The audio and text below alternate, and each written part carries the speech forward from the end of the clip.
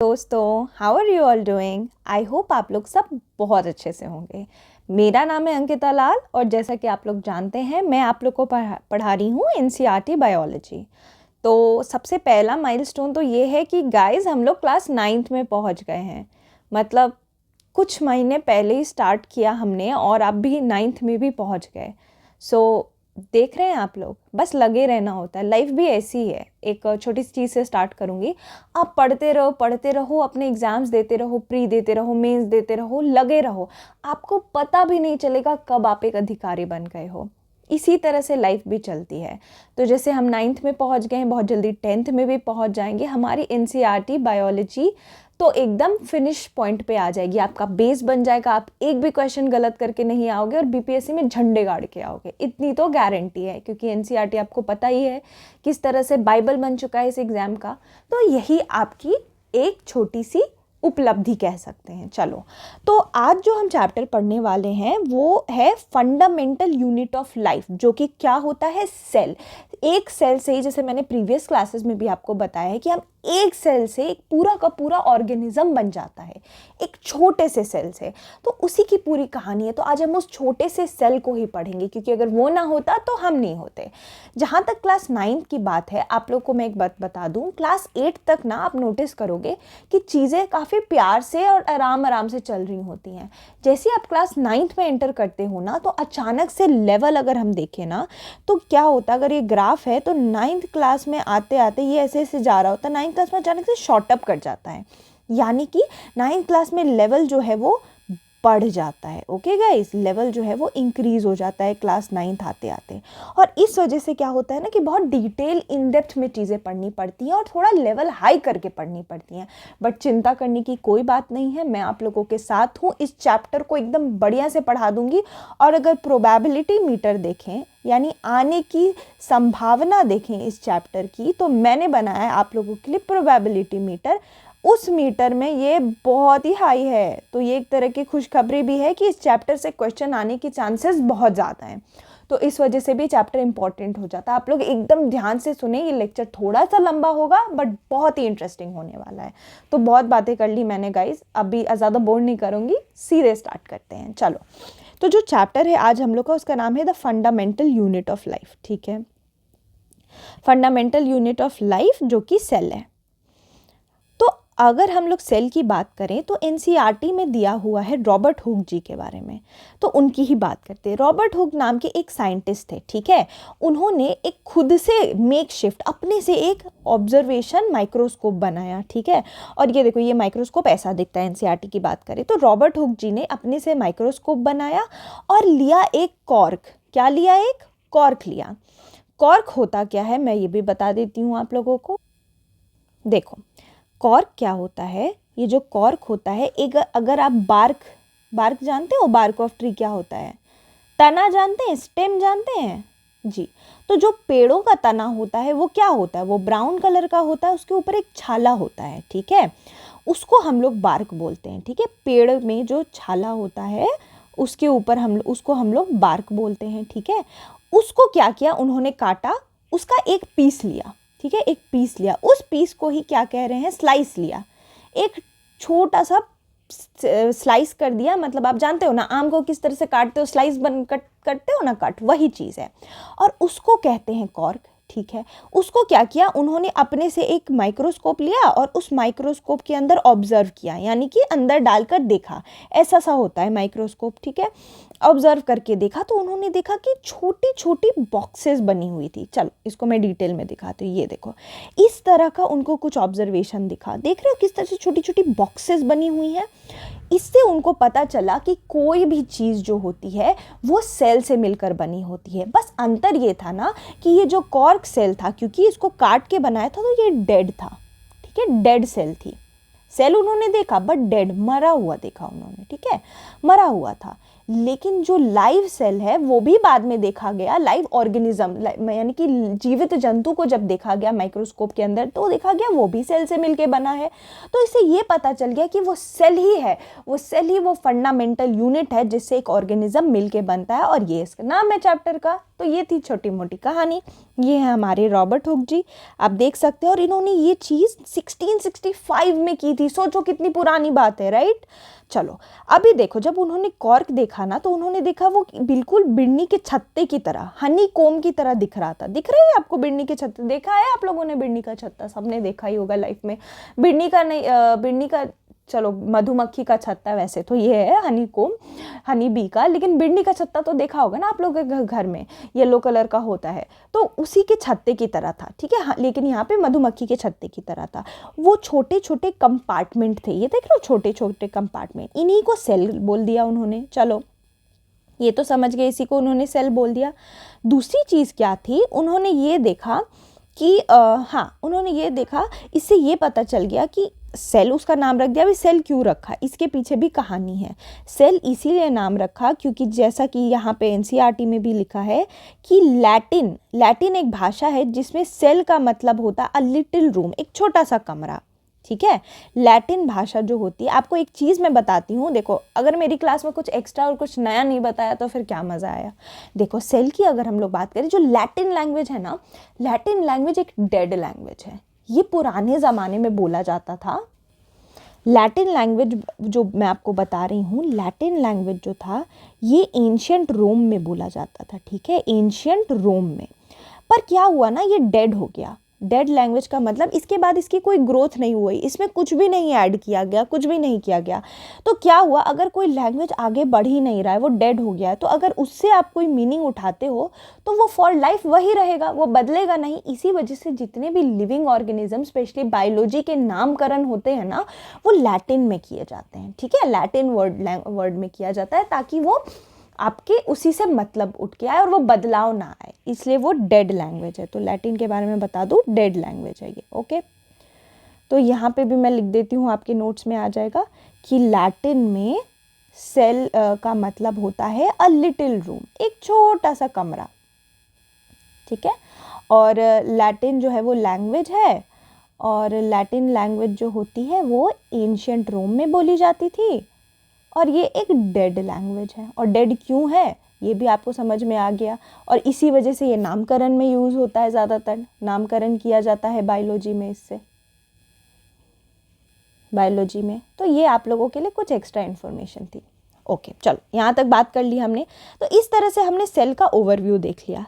अगर मैं आप लोगों को बताऊं तो स्मॉलेस्ट पार्ट कह सकते हैं आपकी, नहीं किसी लिविंग ऑर्गेनिज्म का, किसी जीवित जंतु का सबसे छोटा पार्ट क्या होगा, सेल, क्योंकि वही बड़ा हुआ तो बाद में ऑर्गेनिज्म बना। और मैंने आप लोग को प्रीवियस क्लासेस में 1000 बार बताया होगा कि सेल से टिश्यू बनते हैं, टिश्यू से ऑर्गन बनता है, ऑर्गन से ऑर्गन सिस्टम बनता है, ऑर्गन सिस्टम से ऑर्गेनिज्म बनता है। If I remember correctly, I have told you this umpteen times, right? But I'll still going to remind you guys again, ठीक है? Because I love doing that. एक बार बताया, 2 बार बताया तो क्या हुआ? Why can't I repeat it again, right? तो चलो फिर से रिपीट करते हैं। सेल जो है वो ढेर सारे मिलकर टिश्यू बनते हैं, ढेर सारे टिश्यू मिलकर के ऑर्गन बनते हैं, ढेर सारे ऑर्गन मिलकर के ऑर्गन सिस्टम बनते हैं, ढेर सारा ऑर्गन सिस्टम बन के एक ऑर्गेनिज्म बनता है। ये बार बार मैंने आपको बताया, तो आपको भी रिविजन में कोई दिक्कत नहीं होगी, हर चीज़ की बेसिक से जाएंगे, ओके। ओके चलो, तो सेल के बारे में देख लिया, सबसे छोटा ऑर्गन है, ये देख लिया टिश्यू बनता है, ढेर सारे टिश्यू, यही सेम चीज़ जो मैंने बताई यही यहाँ पे लिखा हुआ है, कुछ अलग नहीं है। अच्छा, अगर हम लोग अब ऑर्गेनाइजेशन और स्ट्रक्चर ऑफ सेल की बात करें, सेल देख लिया, कैसे पता चला, किसने पता किया, ये सब पता कर लिया।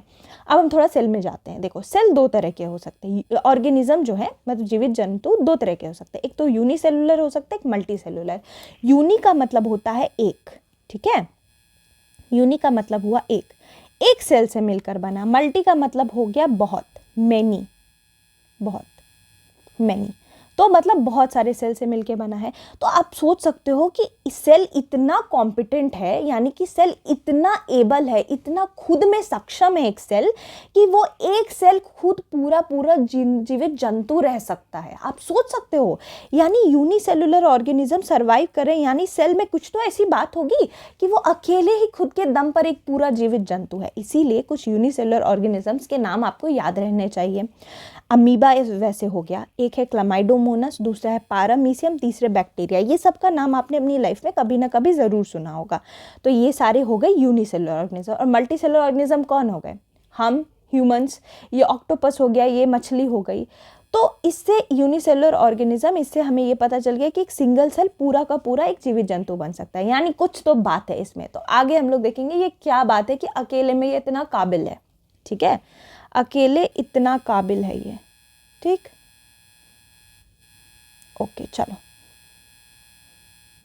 ये चीज़ हम आगे देखते हैं। ओके, आगे बढ़ो।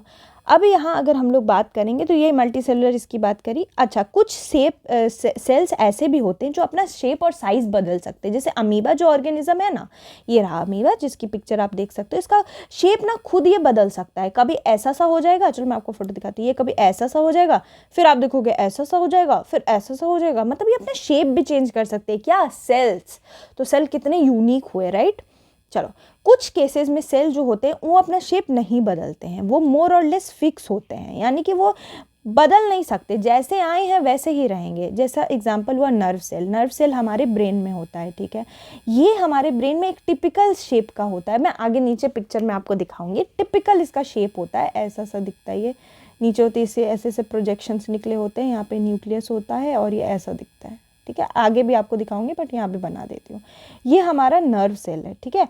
और ये जो नर्व सेल होता है ये एक फिक्स्ड इसका शेप है, बदल नहीं सकता, लेकिन कुछ बदल भी सकते हैं। तो ये सारे कुछ स्पेशल फीचर्स हैं, ठीक है। हमने ये देख लिया। अच्छा, चलो मैं और भी कुछ चीज़ें आपको बताती हूँ। इसके अलावा अब हम लोग नीचे जाएं तो यहाँ पे आपको मैं बता दूँ, अभी हम लोग दो तरह के सेल देखेंगे। एक प्लांट सेल देखेंगे, एक एनिमल सेल देखेंगे, ठीक है। इनमें बहुत अंतर है। प्लांट सेल और एनिमल सेल में बहुत अंतर है।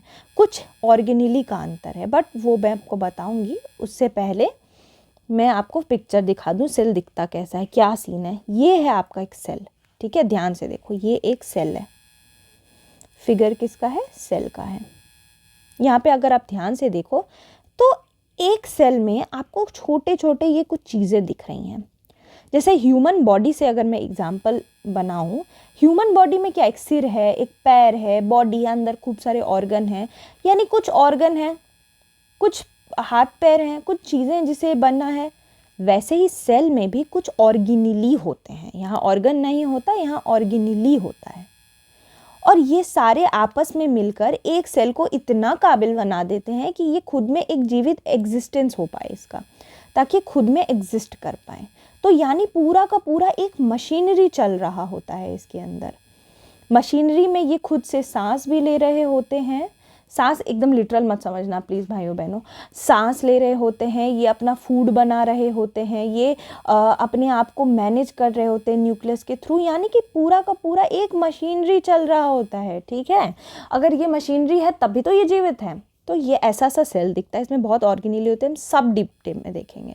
यहाँ देखो, प्लांट सेल एनिमल सेल में आपको अंतर दिख रहा होगा। इस पिक्चर के थ्रू अगर हम लोग देखें, शेप की बात मत करना कि शेप इसका गोला है, इसका ऐसा नहीं, वो इम्पोर्टेंट नहीं है इसके डिफरेंस में। इसके डिफरेंस में ये ऑर्गेनिली का अंतर आ जाता है। जैसे एक एग्जांपल मैं आपको देती हूँ। ये प्लांट सेल में आपको ये डबल लेयर दिख रहा है, ये इस तरह से, बट एनिमल में एक ही लेयर है जिससे ये ढका हुआ है। देखो, अगर एक सेल है, ठीक है, उस सेल के अंदर बहुत सारे ऑर्गेनिली हैं, ये खुला छोड़ दें, उसको कवर ही ना करें तो वो जिंदा रह पाएगा नहीं ना। तो इसलिए एक मेम्ब्रेन होता है, झिल्ली होती है। पिछले क्लासेस में मैंने आपको बताया, वो झिल्ली प्रोटेक्ट करके रखती हैं। तो यहाँ पे भी, यहाँ पे प्लांट में लेकिन क्या होता है, एक एक्स्ट्रा लेयर होती है प्रोटेक्शन की, जिसको सेल वॉल कह रहे होते हैं। तो ये एक एग्जांपल है सच डिफरेंस का इन दोनों के बीच में।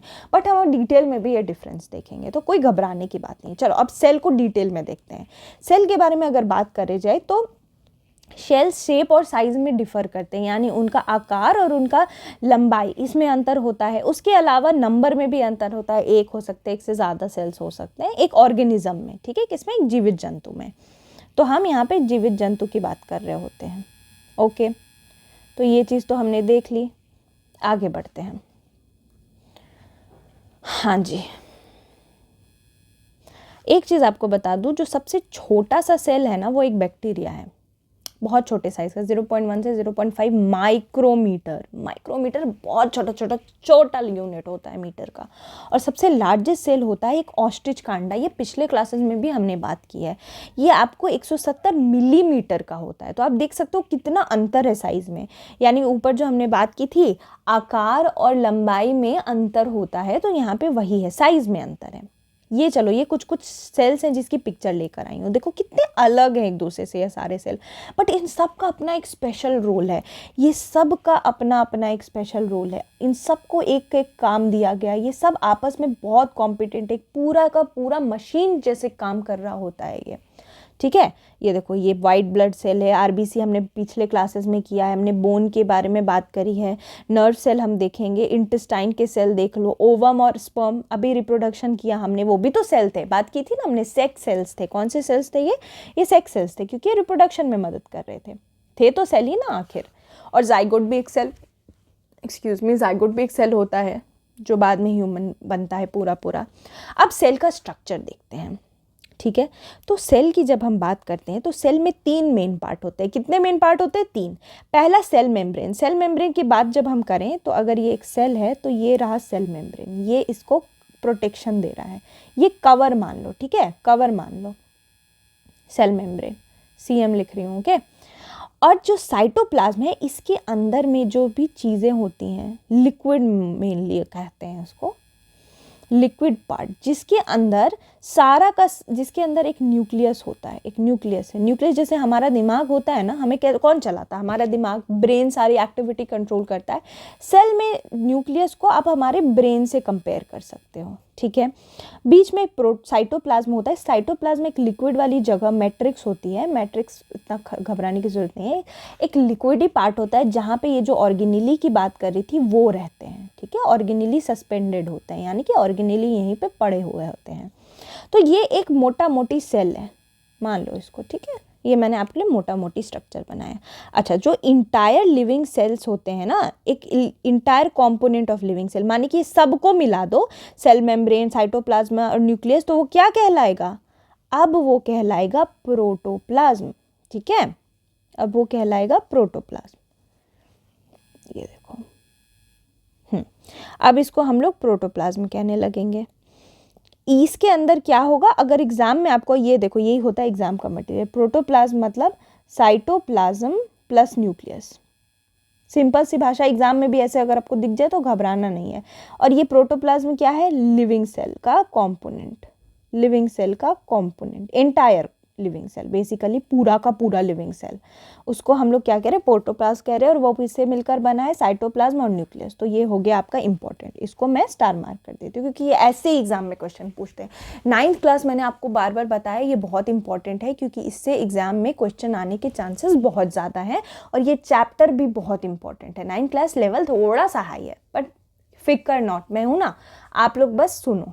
चलो, तो इस तरह से हमने प्रोटोप्लाज्म देख लिया। अब मैं आपको कुछ कुछ चीज़ें बताती हूँ। देखो, हर सेल के पास एक स्पेसिफिक कंपोनेंट होता है जिसको सेल ऑर्गेनेली कहते हैं। जैसे हमारा ऑर्गन है ना, वैसे यहाँ पे सेल ऑर्गेनेली, ये आपस में काम करते हैं जिस वजह से पूरा सेल रह पा रहा है, उसका एक एग्जिस्टेंस है। दूसरी चीज़ कि हर ऑर्गेनेली का अपना एक स्पेशल फंक्शन है। मैंने कहा ना, स्पेशल काम होता है। जैसे कुछ जो है वो नया मटेरियल बना रहे होते हैं सेल में, कुछ जो है सेल को साफ सफाई कर रहे होते हैं। एक सेल को ना एक पूरा पूरा ह्यूमन बॉडी से कंपेयर करके सोचना, ठीक है। पूरे क्लास में आपका क्या काम होगा? सेल को हम कंपेयर करेंगे एक ह्यूमन बॉडी से, ठीक है। तो ह्यूमन बॉडी में जिंदा रहने के लिए क्या क्या चीज़ें चाहिए? हमने पिछले क्लास में बात किया, रेस्पिरेशन, डाइजेशन, एक्सक्रीशन। एक्सक्रीशन क्या होता है? रिमूवल ऑफ वेस्ट, जो वेस्ट है उसका रिमूवल करना। तो वही सेम चीज़ सेल में भी हो रही है, क्योंकि ह्यूमन बॉडी तब तक नहीं होता जब तक सेल नहीं होता। तो इसी वजह से जो हम लोग यहाँ सेल की बात कर रहे हैं, उस सेल में हर ऑर्गेनेली का अपना स्पेशल फंक्शन है। जैसे कुछ को खाना बनाना, नया रॉ मटेरियल बनाना, कुछ को वेस्ट मटेरियल क्लियर करना, and so on and so fourth, इसी तरह की चीज़ें। अगर सेल की बात करें तो cell live and perform all its function because of this organelle. वही ऑर्गेनेली की यहाँ बात हो रही है। इस वजह से सारे ऑर्गेनेली मिलकर बेसिक यूनिट कहलाते हैं सेल। और सेल को यहाँ से क्या पता चल गया, बेसिक यूनिट ऑफ लाइफ क्या है, सेल है। तो अभी तक हमने देखा basic unit, smallest unit, functional unit, smallest unit, ये फंक्शनल यूनिट, ये सब क्या चीज़ें हैं अगर एग्जाम में दिख गया ऑफ लाइफ, तो ये सारा सेल है, राइट। ये चीज़ आपको याद है, basic unit is cell, smallest unit is cell, functional unit is cell. ये हमने समझ लिया। ये मैं ऐसे लिखती हूँ ना, इसका मतलब फंक्शनल होता है। ये मैं ऊपर जो सब सुपरस्क्रिप्ट में एन डालती हूँ। चलो ये चीज़ हो गई। एक और चीज़ एनसीईआरटी में आप लोग की मेंशन है जो यहाँ पे मैं लिख दूँ कि देखो सेल जो है ना वो ढूंढा तो रॉबर्ट हुक जी ने था, बट क्या हुआ ना बाद में सेल थ्योरी आई। क्या आया, सेल थ्योरी। सेल थ्योरी में बोला गया कि हर प्लांट और एनिमल जो है वो सेल से मिलके बना है। सेल थ्योरी का क्या मतलब हुआ कि हर प्लांट और एनिमल, ठीक है, ये किससे मिलकर बना है, सेल से मिलकर बना है। मतलब सेल ही थे ढेर सारे, तब जाकर ये बन पाया, से मिलकर बना है। ये वाली चीज़, यही cell theory, basic simple cell theory है। पर सेल थ्योरी जानना इंपॉर्टेंट नहीं, क्योंकि कौन नहीं समझ सकता कि हम सेल से मिलके बने, इतना मैंने बोला तो आप तो समझ ही गए। लेकिन जिन साइंटिस्ट ने ये सेल थ्योरी दिया था ये इंपॉर्टेंट है, इनका नाम आप याद रखेंगे। एक है स्लेडन 1838 और दूसरे हैं शुऑन, ठीक है, SCHWANN। ये 1839, ये दो साइंटिस्ट थे, स्लेडन एंड स्क्वान। इनको S&S से भी आप याद रख सकते हो। इन्होंने दिया था cell theory. Johnson and Johnson, जैसे मैं आपको ना एक क्लास में कोशिश भी करूँगी, छोटे छोटे निमोनिक ट्रिप्स दिया करूँ कि आप ना एकदम फटाक से अपने खुद से याद कर लो। तो यहाँ पे आप ऐसे, जैसे जॉनसन एंड जॉनसन देखा ना आपने, जॉनसन भी पाउडर बनाते हैं, वैसे यहाँ पे आप लोग ये याद रख सकते हो कि S&S that is Schleiden and sworn, यही थे जिन्होंने सेल थ्योरी दी थी। इन्होंने कहा था cell is the basic unit of life. क्या कहा था इन्होंने, cell is the basic unit of life. ये वाली चीज़ ही सेल थ्योरी है। तो एग्जाम में अगर ये भी दे दे कि ये क्या है, cell is the basic unit of life, तो ये सेल थ्योरी है। उसके अलावा एक और साइंटिस्ट का नाम आपको याद रखना है, जिनका नाम है वर्चाओ। क्या नाम है, वर्चाओ। वर्चाओ जी ने क्या बोला था, इन्होंने बोला था कि all cells arise from pre existing cell.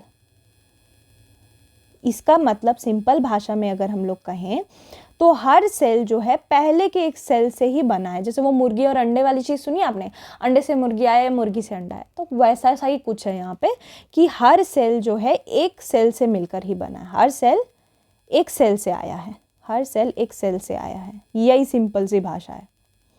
ये दोनों स्टेटमेंट आपका मिल के बन जाता है, ये और ये दोनों आपका मिल के बनाता है सेल थ्योरी, ठीक है।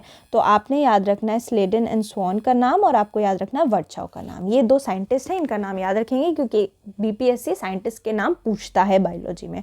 और ये एक लो हैंगिंग फ्रूट जैसा बन जाता है, क्योंकि ये आप लोगों के लिए एकदम सामने का क्वेश्चन है। नाम पता है तो फटाफट टिक कर दोगे। ओके, चलो, तो ये मैंने आपको बताना था कुछ चीज़ें। अब हम लोग सेल ऑर्गेनेली में पहुंच चुके थे। हम यहाँ पे बात कर रहे थे सेल के स्ट्रक्चर की। तो जब हम ऑर्गेनाइजेशन की सेल की बात करते हैं तो हमने तीन चीज़ देखा। क्या, सेल मेम्ब्रेन देखा, न्यूक्लियस देखा, सेल ऑर्गेनेली देखी। तो अब हम लोग डिटेल में पूरा एक सेल समझेंगे। पहले हम लोग बात करेंगे प्लाज्मा मेम्ब्रेन की। प्लाज्मा मेम्ब्रेन को आप लोग एग्जाम में सेल मेम्ब्रेन भी देखो, एक ही बात है। मैंने आपको बताया इसको कवर मान सकते हो, ठीक है। जैसे हम अपना कपड़ा पहनते हैं ना खुद को ढकने के लिए, अपने शरीर को ढकने के लिए, वैसे ही सेल को भी खुद को, और हम ढकते क्यों अपने शरीर को, गर्मी से बचाने के लिए, धूप से बचाने के लिए, बीमारियां ना हो जाए, कट ना लग जाए, है ना। वैसे ही सेल में भी प्लाज्मा मेम्ब्रेन प्रोटेक्शन के लिए ही होता है। तो अब देखते हैं हम लोग प्लाज्मा मेम्ब्रेन में। आप लोगों के लिए पिक्चर्स लेके आई हूँ ताकि आप समझ पाएँ। देखो, अगर एक सेल होता है, ऐसा होता है प्लाज्मा मेम्ब्रेन। अगर आप उसको एक माइक्रोस्कोप के अंदर देखो तो सोचो ये कवर करके रखता है, तो ये भी कुछ चीज़ से मिलकर बना होता है। ये अगर एक सेल है तो ये हो गया इसका प्लाज्मा मेम्ब्रेन जो उसको कवर करके रखा था। ये खोल के दिखाया गया आपको कि उसके अंदर की चीज़ क्या है। तो प्लाज्मा मेम्ब्रेन जो होता है वो फॉस्फोलिपिड बाइलेयर का बना होता है। कुछ एग्जाम्स में मैंने देखा है कि पूछते हैं कि किस चीज़ का प्लाज्मा मेम्ब्रेन बना है, तो लिपिड बनी हुई है, फॉस्फोलिपिड है, यानी कि कहीं ना कहीं फॉस्फोरस भी है। नाम ही है अगर भैया फॉस्फोरस, फॉस्फोरस, लिपिड और कार्बोहाइड्रेट। कार्बोहाइड्रेट आपको दिख रहा है यहाँ पे कि इस पिक्चर में आपको कहीं पे भी कार्बोहाइड्रेट की चेन दिख रही है। ग्लाइकोप्रोटीन यानी कि प्रोटीन भी है। ये जो हैं ये होते हैं बायोमॉलिक्यूल। जब आप केमिस्ट्री पढ़ोगे ना एनसीईआरटी की, तब आपको पता चलेगा कि जो ऑर्गेनिजम्स होते हैं वो किसी केमिकल कंपाउंड से मिलके बनते हैं, जिन केमिकल कंपाउंड को बोलते हैं बायोमॉलिक्यूल्स। नाम में ही बायो है, देख रहे हो आप। ये मॉलिक्यूल जो हैं यही जो है ये पूरा ये कार्बोहाइड्रेट लिपिड वगैरह बनाते हैं। तो ये कुछ बायोमॉलिक्यूल्स है जिनसे आपका मिलकर बना है प्लाज्मा मेम्ब्रेन। पीएम लिख रही हूँ मैं इसको, ठीक है, प्लाज्मा मेम्ब्रेन और पीएम, आपको कन्फ्यूजन ना हो, ठीक है। तो ये हो गया कुछ चीज़ें जिससे ये मिलकर बना। ये मैंने आपको इसलिए बताया कि कल को एग्जाम में दिख जाए तो दिक्कत ना हो। और ये पिक्चर मैंने इसलिए लगाई ताकि आप देख सको कितना स्पेशली ये डिज़ाइंड है, कितना आप देख रहे हो इसका स्पेशल रोल है, तो कितना सुंदर है ये नेचर कि इसने इसको इतना डेप्थ में बनाया। कितनी सारी चीज़ें, हर का रोल है, लिपिड का भी रोल है, फॉस्फोरस का भी, कार्बोहाइड्रेट का भी, प्रोटीन का। ये अगर ना होते तो हमारे ये प्लाज्मा मेम्ब्रेन नहीं होता। प्लाज्मा मेम्ब्रेन का जो ये मॉडल है ना, ये फॉस्फोलिपिड बाइलेयर, ये भी एक साइंटिस्ट ने दिया था जिनका नाम था सिंगर एंड निकोलसन। ये भी नाम आप याद रखेंगे क्योंकि इस चैप्टर से ना साइंटिस्ट के नाम इंपॉर्टेंट हो जाते हैं। इससे पहले वाले चैप्टर्स में आपने देखा होगा मैंने कुछ ही स्पेसिफिक नाम बताए थे साइंटिस्ट के, बट इस चैप्टर में मैं थोड़ा फोकस करूंगी कि मैं आप लोगों को साइंटिस्ट के नाम बताऊं। इन्होंने फॉस्फोलिपिड बाइलेयर, ये जो फॉस्फोलिपिड की बात कर रहे थे, फॉस्फोलिपिड बाइलेयर स्ट्रक्चर है एक प्लाज्मा मेम्ब्रेन का, इसको डिस्कवर किया था। क्या किया था? डिस्कवर किया था इन साइंटिस्ट ने प्लाज्मा मेम्ब्रेन के फॉस्फोलिपिड बाइलेयर को। तो आप सिंगर एंड निकोलसन नाम याद रखोगे। तो इस तरह से प्लाज्मा मेम्ब्रेन की आपने डिस्कवरी देख ली। अब थोड़ा ना डिटेल में जाते हैं प्लाज्मा मेम्ब्रेन में। अगर मैं आपको पॉइंटर्स में दूँ तो plasma membrane outer most covering है। कवर मैंने आपको बोला तो लिख सकते हैं कि आउटर मोस्ट कवरिंग है। चलो एक चीज़ देख ली हमने, आउटर मोस्ट कवरिंग है प्लाज्मा मेम्ब्रेन। यहाँ प्लाज्मा मेम्ब्रेन देख रहे हैं। दूसरी चीज़ क्या है, अगर ये आउटर मोस्ट कवरिंग है, ये ढक के रख रही है, तो क्या काम कर रही होगी? ये कहीं ना कहीं सेपरेट कर रही होगी। किसको सेपरेट कर रही होगी? बाहर के इन्वायरमेंट को, एक्सटर्नल इन्वायरमेंट को सेपरेट कर रही होगी सेल के कंटेंट से। सेल कंटेंट से मतलब सेल का कंटेंट का मतलब सेल के अंदर की चीज़ें, सिंपल सी बात। सेल के अंदर जो चीज़ें हैं क्या है, ऑर्गेनेली, उससे separates external environment from cell content. ये वाली चीज़ कर रहा होगा क्योंकि आउटर मोस्ट कवरिंग है कि नहीं। दूसरी चीज़ ये कि प्लाज्मा मेम्ब्रेन जो होता है ये इंपॉर्टेंट है, रेड पेन से लिख देती हूँ, सेलेक्टिवली परमिएबल होता है। अब ये बताती हूँ क्या चीज़ है, एकदम नहीं घबराना, मैं हूँ आप लोग के साथ। सेलेक्टिवली परमिएबल का मतलब होता है कि नाम से ही देखो, नाम से ही इसका मीनिंग निकालो। कोशिश करा करो ना, जब बायो बना रहे हो ना तो उसके जो नाम होते हैं ना बड़े आपको खुद ही हिंट दे देते हैं कि क्या कर रहा है। देखो सेलेक्टिवली परमिएबल, सेलेक्टिव का क्या मतलब होता है? चुन के। परमिएबल का मतलब होता है परमिशन, ठीक है। तो ये सिर्फ कुछ ही चीज़ों को परमिशन देता है, सेलेक्टेड चीज़ों को अंदर आने का। इसका काम अगर सेपरेट करना है एक्सटर्नल इन्वायरमेंट को अंदर के इन्वायरमेंट से, तो कहीं ना कहीं ये सबको तो नहीं आने देगा ना। अगर सबको आने दे दिया तो क्या फ़ायदा इसका, जब सब कुछ अंदर ही घुस जाएगा सेल के, नहीं ना। तो ये सेलेक्टिवली परमिएबल होता है, कुछ ही चीज़ों को परमिशन देता है आने के लिए। और इस वजह से जो सेल में मूवमेंट होती है किसी भी चीज़ की, ठीक है, इसी वजह से सेल में जो मटेरियल का मूवमेंट होता है, वो कौन देख रहा है? अगर आपसे एग्जाम में पूछा जाए material movement in cell is controlled by whom? Is controlled by plasma membrane. यही सेलेक्टिव परमिएबल है, तभी तो controlled by PM, that is plasma membrane. तो इसीलिए सेलेक्टिव परमिएबल वर्ड आपने याद रखना है, ठीक है। अभी देखो ये कैसे आने देता है सेलेक्टिवली परमिएबल। इसमें दो प्रोसेस हो रहे हैं जिसके थ्रू आने देता है, दो प्रोसेस के थ्रू आने देता है। ये दो प्रोसेस के नाम आपके लिए इंपॉर्टेंट है। पहला नाम है, ये आपको, आप केमिस्ट्री पढ़ोगे तो भी आपको पढ़ना ही पड़ेगा, तो अच्छी बात है, इसमें केमिस्ट्री भी आपकी पढ़ाई हो जा रही है। डिफ्यूजन और ऑस्मोसिस। मतलब कि अगर कल को एग्जाम में आए कि सेल मेम्ब्रेन क्या दो प्रोसेस कर रहा होता है सेल मूवमेंट के लिए, तो आप याद रखेंगे डिफ्यूजन और ऑस्मोसिस। घबराना नहीं है, ये भी मैं बताऊंगी ये क्या चीज़ है, ठीक है। डिफ्यूजन और ऑस्मोसिस, ये देखो ले आई आपके लिए। डिफ्यूजन और ऑस्मोसिस क्या है? ये कुछ नहीं है, ये मूवमेंट ऑफ सब्सटेंस का एक केमिकल तरीका है। सब्सटेंस के मूवमेंट का, सब्सटेंस कुछ भी हो सकता है, यहाँ जो मैं सब्सटेंस बोल रही हूँ कुछ भी हो सकता है।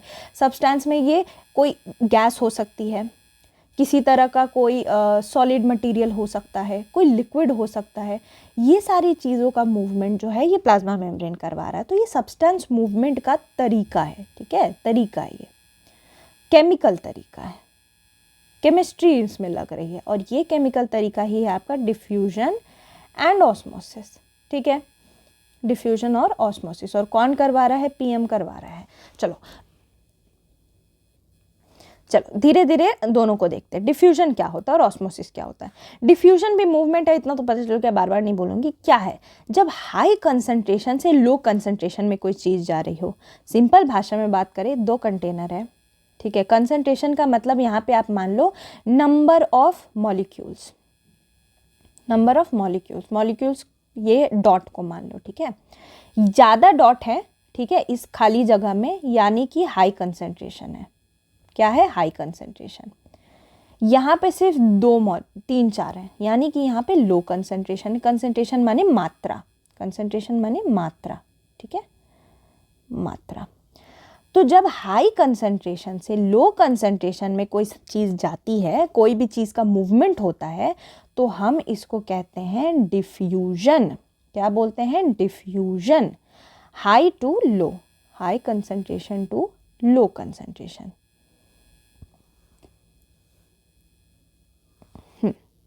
रेड पेन से दिखाती हूँ। हाई से जब लो मूवमेंट हो रहा होता है तो इसको ही हम लोग डिफ्यूजन बोलते हैं। समझ गए आप लोग? अब यहाँ पे पढ़ते हैं, वही चीज़ है कि नहीं? तो ये diffusion, high concentration, low concentration. Diffusion ज़्यादातर क्या चीज़ मूव कराने में? मैंने कहा सब्सटेंस, गैस, लिक्विड, सॉलिड भी हो सकता है। तो ये देख लें, डिफ्यूजन जो है मेनली गैसेस का मूवमेंट करवाती है। किनका? गैसेस का, ठीक है, गैसेस के मूवमेंट में मदद करती है। ढंग से लिख देती हूँ आप लोग के लिए, गैसेस के मूवमेंट में मदद करती है। समझ गए आप लोग? केमिस्ट्री भी हो रही है पढ़ाई, बस ये सोच लो आप लोग। दूसरी चीज़ आ जाती है diffusion, osmosis. Osmosis special case है डिफ्यूजन का, यानी इसको भी एक तरह का डिफ्यूजन मान सकते हैं, बट ये स्पेशल है। स्पेशल कैसे है वो बताती हूँ। इसमें लिक्विड का मूवमेंट होता है, यानी कि वाटर का मूवमेंट होता है, from a region of high water concentration through a selectively permeable membrane to low water concentration. यानी यहाँ पे भी ऑस्मोसिस में भी हाई वाटर कॉन्सेंट्रेशन से लो वाटर कॉन्सेंट्रेशन में जा रही होती हैं चीज़ें। बट यहाँ स्पेशल चीज़ क्या है? यहाँ स्पेशल चीज़ है ये, which is a selectively permeable membrane. Selectively permeable membrane. और अभी हमने देखा कौन होता है सेलेक्टिवली परमिएबल? Plasma membrane. तो यानी उसमें लिक्विड का मूवमेंट जो है, वाटर यहाँ इंपॉर्टेंट कीवर्ड है, का मूवमेंट जब हो हाई कंसंट्रेशन से लो ही, लेकिन सेलेक्टिवली परमिएबल मेम्ब्रेन के थ्रू, यानी इसके through, this is selectively permeable membrane, तब इसको हम लोग कह देते हैं ऑस्मोसिस। और ये दोनों प्लाज्मा मेम्ब्रेन में हो रहे होते हैं मूवमेंट कराने के लिए। ये वाटर या फिर आप लिक्विड लिख सकते हो। तो ये वाली चीज़ इंपॉर्टेंट थी और ये एनसीईआरटी में भी दी हुई है। जो यूनिसेलुलर फ्रेश वाटर ऑर्गेनिजम्स होते हैं ना, जो एक ही सेल के बने होते हैं, जैसे ऊपर हमने देखा था ना, क्लामाइडोमोनास देखा था, चलो वापस से दिखा देती हूँ। ये देखो यूनिसेलुलर ऑर्गेनिजम्स जब हम लोग देख रहे हैं, तो ये दिख रहा है आपको क्लामाइडोमोनास, ये पानी में रहता है। पैरामीशियम भी पानी में दिखता है आपको। तो ये सारे जो है ना ऑस्मोसिस के थ्रू ही अपना खाना पीना, ऑक्सीजन ले रहे होते हैं। समझ गए आप लोग? मैंने आपको कहा ना कि ये खुद में एक अगर सेल जिंदा है तो उसमें कुछ ना कुछ बात तो होगी ना कुछ दम तो होगा। यही दम है कि ये सारी प्रोसेस के थ्रू पानी वगैरह ले पाते हैं। और absorption of water by plant root, कुछ प्लांट्स जो होते हैं जो पानी में होते हैं, उनमें जो पानी एब्जॉर्व करते हैं वो भी रूट, वो ऑस्मोसिस के थ्रू ही कर रहे होते हैं। तो ये इंपॉर्टेंट है, इसको मैं अंडरलाइन कर देती हूँ, ठीक। तो इस तरह से हमने प्लाज्मा मेम्ब्रेन का एक बहुत इंपॉर्टेंट रोल देखा, राइट। अब हम लोग एक और चीज़ देख लेते हैं। हाँ, अब ना सेल वॉल देखेंगे हम लोग। प्लाज्मा मेम्ब्रेन के बारे में अगर हम लोग बात करें, प्लाज्मा मेम्ब्रेन, तो इसके बारे में ये चीज़ है कि ये आपको plant as well as animal cell दोनों में दिखता है, यानी दोनों में होगा। लेकिन अगर सेल वॉल की बात करी जाए तो सेल वॉल आपको सिर्फ ओनली इन प्लांट्स दिखता है, ठीक है। तो ये कुछ चीज़ थी जो मैंने आपको बता दी। तब ना एंड में जब हम लोग डिफरेंस देखें ना प्लांट सेल और एनिमल सेल, आपको पहले ही पता होगा कि क्या है, तो बड़ा आसान हो जाएगा आपके लिए। तो अभी सेल वॉल देखेंगे, बट सेल वॉल देखने से पहले हम एक एक्स्ट्रा चीज़ देखेंगे जो एनसीईआरटी में दी हुई है। सेल जो होता है ना आपका, उसके अंदर अगर आप कोई सॉल्ट या शुगर सॉल्यूशन डालते हो, यानी चीनी या पानी का अगर कोई घोल डालो, सॉल्ट या फिर और शुगर सॉल्यूशन, चीनी या पानी का घोल अगर किसी सेल में डालोगे ना, तो क्योंकि उसमें मीडियम वही हायर कंसंट्रेशन लोअर कंसंट्रेशन की बात है, तो उसमें क्या होता है ना, सेल ना अपना रिस्पॉन्स करता है, कुछ रिस्पॉन्स करता है, उसका एक कुछ रिस्पॉन्स होता है। ये रिस्पॉन्स आप लोगों को पढ़ना है, ये एनसीईआरटी में दिया हुआ है, तो मैं इस रिस्पॉन्स को एक एक करके बताती हूँ। 3 तरह के सॉल्यूशंस होते हैं, ठीक है। एक होता है हाइपोटोनिक, एक होता है हाइपरटोनिक और एक होता है आइसोटोनिक। बताती हूँ तीनों क्या चीज़ें। ये भी आपका ना थोड़ा केमिस्ट्री का पार्ट है तो वो हो रहा है। हाइपोटोनिक सॉल्यूशन ऐसा सॉल्यूशन होता है जिसमें मीडियम का surrounding the cell has higher water concentration. एक सेल ले लो, उसके बगल उसको एक ग्लास में आपने डाला है, सिंपल ऐसे हम लोग समझेंगे, एक ग्लास में डाले, लाल वाली चीज़ सेल है। अगर इस सेल के पास ज़्यादा पानी है, ये सेल में ज़्यादा पानी है, ज़्यादा पानी से घिरा हुआ है ये सेल, सिंपल सी बात करें तो क्या होगा, ये पानी जो है वो सेल मेम्ब्रेन के थ्रू क्रॉस कर जाएगा और क्या होगा, इस सेल जो है वो फूल जाएगा। ये हाइपरटोनिक का मतलब हुआ वाटर मोर अराउंड सेल, ये है आपका हाइपरटोनिक। तो क्या होगा, सेल का साइज यहाँ पे छोटा सा था, इतना बड़ा होके फूल जाएगा, स्वेल कर जाएगा, तो इसको बोलते हैं हाइपोटोनिक सॉल्यूशन, ठीक। हाइपरटोनिक में फिर क्या होगा, आपको अगर हाइपोटोनिक समझा दिया, अब आप खुद ही बता सकते हो। हाइपरटोनिक में क्या होगा, सेल होंगी बट इसके आसपास पानी की मात्रा कम होगी, ठीक है। यहाँ पे अब पानी कम होगा, यह देखो इतना सही है। तो अब क्या होगा, सेल जो है अपना पानी छोड़ेगा। यहाँ पे क्योंकि पानी आसपास था तो सेल के अंदर पानी सोख लिया, क्योंकि यहाँ पे पानी कम है तो water is less around cell, यहाँ पे वाटर कम है सेल के, तो क्या करेगा सेल जो है अब वो पानी छोड़ेगा, ठीक है, और ये छोटू हो जाएगा, ये श्रिंक कर जाएगा, सिकुड़ जाएगा, ठीक है। यहाँ पे क्या गया था, फूल गया था, यहाँ पे सिकुड़ जाएगा। यार सिकुड़ की शायद स्पेलिंग मैंने गलत लिखी, आप लोग चेक कर लेना, ओके। सिकुड़ जाएगा यहाँ पे, तो ये वाली चीज़ होगी। और आइसोटोनिक का मतलब क्या, आइसो का मतलब होता है सेम, ठीक है। तो इससे आप समझ सकते हो जितना पानी है सेल के अंदर उतना ही पानी है आसपास भी, तो कुछ नहीं होगा, ना श्रिंक करेगा ना श्रिंक, कुछ नहीं होगा। अब कुछ नहीं होगा, तो ये आइसोटोनिक है। ये आप लोगों के एनसीईआरटी में दिया है, इसलिए मैंने आप लोगों को बता दिया, और ये इंपॉर्टेंट भी एग्जाम में आता है। तो एग्जाम में आपसे ये पूछ सकते हैं, अगर सेल को हाइपोटोनिक में रखा तो क्या होगा, स्वेल कर जाएगा, हाइपर में रखा तो सिकुड़ जाएगा, और आइसो में डाले तो कुछ नहीं होगा। ये आप लोगों के लिए समझना ज़रूरी है, क्योंकि इससे बहुत क्वेश्चन आने के चांसेस, अगर बायो में नहीं आया तो केमिस्ट्री में आ जाएगा, और साइंस तो करना ही है ना, और ये क्वेश्चंस तो बिल्कुल नहीं छोड़ने, पाप ही होगा ये छोड़ना, ठीक है।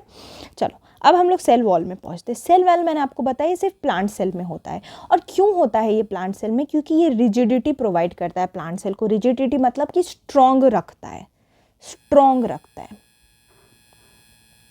तो ये सेल वॉल हो गया। ये देखो, ये जो आप देख रहे हो ना बाहर में, ये ग्रीन कलर का स्ट्रक्चर, ये सेल वॉल है। सेल वॉल की बात की जाए तो सेल वॉल सेल वॉल की अगर बात की जाए तो ये रिजिड करता है, और ये प्लाज्मा मेम्ब्रेन के बाहर साइड में होता है। तो ये मैं लिखती हूँ, चलो। पहली चीज़ अगर सेल वॉल की बात करें तो cell wall lies outside plasma membrane, ठीक है, आउटसाइड दी प्लाज्मा मेम्ब्रेन, यानी कि ये प्लाज्मा मेम्ब्रेन है तो इसके बाहर में होगा सेल वॉल, ठीक है। सेल वॉल होगा तो अंदर वाला प्लाज्मा मेम्ब्रेन होगा, सिंपल सी चीज़, ठीक है। पहली चीज़ हमने देख ली। दूसरी चीज़ है कॉम्पोजिशन, ये इंपॉर्टेंट है। जो सेल वॉल है वो किससे बना होता है, मतलब किस चीज़ से बना है, तो ये बना है आपका सेल्यूलोज से। ये नाम आपने याद रखना है, सेल्यूलोज, सेल्यूलोज से बना। और सेल्यूलोज एक बहुत कॉम्प्लेक्स सब्सटेंस होता है। अगर सेल्यूलोज को जब आप लोग केमिस्ट्री में पढ़ोगे ना, तो सेल्यूलोज एक बहुत कॉम्प्लेक्स चीज़ होता है, बहुत कलिष्ट सी चीज़ है। और ये इसलिए ज़रूरी है क्योंकि प्लांट्स के अंदर ये फिर स्ट्रेंथ देती है प्लांट्स को। पर कभी आप लोगों ने एक चीज़ सोची है, देखो हम लोग सब पढ़ते हैं ये ऐसा होता है, ये होता है, पर कभी क्यों सोचा है, कभी सोचा है कि सिर्फ प्लांट में ही क्यों सेल वॉल होता है, क्यों सिर्फ प्लांट में ही होता है, ये एनिमल्स में क्यों नहीं है? कभी इस तरह के क्वेश्चन सोचा करो तो ना आपको मज़ा आएगा, नहीं तो फिर ना हर सब्जेक्ट बोरिंग लगेगा। क्योंकि प्लांट्स के बारे में एक चीज़ देखो, क्या प्लांट मूव कर सकता है एक जगह से दूसरी जगह? नहीं। बट अगर कोई एनिमल पे कोई हमला करता है तो वो एक जगह से दूसरी जगह जाके अपनी जान बचा सकता है, पर प्लांट नहीं बचा सकता। और इस वजह से प्लांट एक ही जगह रहता है। इस वजह से और दूसरी चीज़ ये कि अगर वो एक ही जगह रहता है, उसको वहीं पर सर्वाइव करना, तो उसको स्ट्रांग होना पड़ेगा ना वहाँ पर सर्वाइव करने के लिए। इसी वजह से सिंस प्लांट्स डोंट मूव नहीं करते, दे नीड मोर रिजिडिटी, उनको ज़्यादा रिजिडिटी चाहिए, मतलब ज़्यादा सपोर्ट चाहिए। They need more rigidity, that's why cell wall. इसीलिए why plants have cell wall लिख देती हूँ, इसी वजह से only plants have cell wall. क्योंकि प्लांट्स एक जगह से दूसरी जगह मूव नहीं करते, तो उनको ज़्यादा रिजिडिटी चाहिए होती है। तो ये हो गया आपका एक रीज़न। मैंने कहा ना, मैं अपनी क्लासेस में आपको क्यों भी बताऊंगी कि क्यों ऐसा हो रहा है। दूसरी चीज़ सेल वॉल क्या करता है, तो सेल वॉल जो है, अगर किसी सेल में हाइपोटोनिक सोल्यूशन हो जाता है तो ये परमिट करता है प्लांट्स को या फंजाई को कि ये बहुत ही हाइपोटोनिक सोल्यूशन में अपने आप को बचा के रख सके ताकि फट ना जाए। हाइपोटोनिक में क्या देखा था आपने? हाइपोटोनिक में हमने देखा था ना कि सेल स्वेल कर जाती है। तो अगर ये सेल मेम्ब्रेन ना होता, सेल वॉल नहीं होता, तो सेल जो है ना फट जाता, सेल जो है वो ब्लास्ट कर जाता, बर्स्ट कर जाता। तो प्रोटेक्शन देता है, protects from this, protection from bursting in hypotonic solution, अभी ऊपर बताया। देखो एनसीईआरटी में कोई भी चीज़ रहती है ना, उसका एक कारण होता है, तभी वो होता है, ठीक है। ये वजह से रीज़न है। अच्छा, अगर एक लिविंग सेल प्लांट को लूज़ कर देता है, सेल वाटर लूज़ करता है ऑस्मोसिस के थ्रू और वो सिकुड़ जाता है, तो इसके फिनोमेना को प्लाज्मोलाइसिस कहते हैं। तो एक चीज़, अगर आपको कभी प्लाज्मोलाइसिस दिखे तो प्लाज्मोलाइसिस का मतलब होता है water loss due to osmosis. तो ये चीज़ आप थोड़ा सा याद रखेंगे, okay. Water loss due to osmosis, उसको प्लाज्मोलाइसिस बोलते हैं। ये टर्म एनसीईआरटी में था, इसलिए बता दिया मैंने आप लोगों को। तो इस तरह से हमने सेल वॉल देख लिया, रिजिडिटी प्रोवाइड करता है, स्ट्रॉन्ग बनाता है। इसके बाद बारी आती है न्यूक्लियस की। न्यूक्लियस को मैंने आपको कहा था किसके मुताबिक, हमारे ब्रेन से कंपेयर करके देखो। ब्रेन का क्या काम है हमारा, हम खाते कैसे हैं, कब खाते हैं, सोते कब हैं, क्या ये सब कौन कंट्रोल कर रहा है? ब्रेन कंट्रोल कर रहा है, यानी कि कंट्रोल सिस्टम। तो न्यूक्लियस हम जो है सेल का कंट्रोल सिस्टम है, यही कंट्रोल करेगा। अगर ये ना होता तो शायद सेल कुछ कर ही ना पाता। तो न्यूक्लियस की अब हम लोग बात करेंगे। ये देखो ऐसा दिखता है न्यूक्लियस, इस पिक्चर में देखो। ये न्यूक्लियस जो है उसमें डबल लेयर होती है, 2 लेयर का बना होता है, उसको कहते हैं न्यूक्लियर मेम्ब्रेन। ये देखो न्यूक्लियर एनवलप दिख रहा है आपको, न्यूक्लियर, मैंने न्यूक्लियस को भी प्रोटेक्ट करना है। जैसे पूरा सेल एक प्लाज्मा मेम्ब्रेन से कवर्ड है ना, वैसे न्यूक्लियस भी न्यूक्लियर मेम्ब्रेन से कवर्ड है।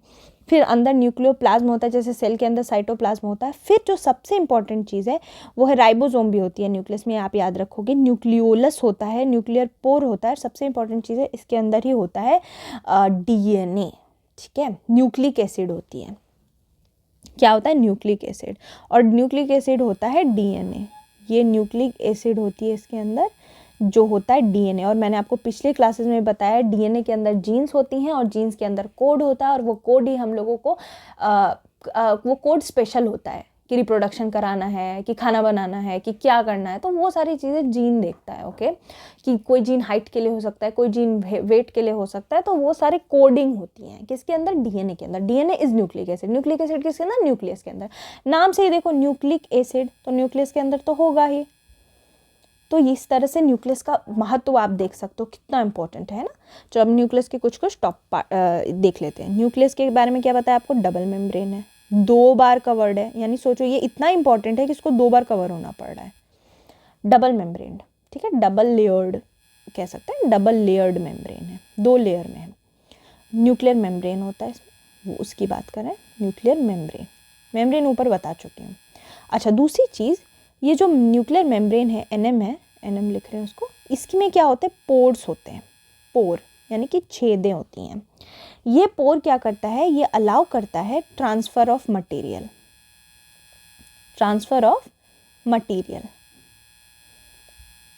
कहाँ से, फ्रॉम इनसाइड टू आउटसाइड, अंदर से बाहर, फ्रॉम इनसाइड टू आउटसाइड।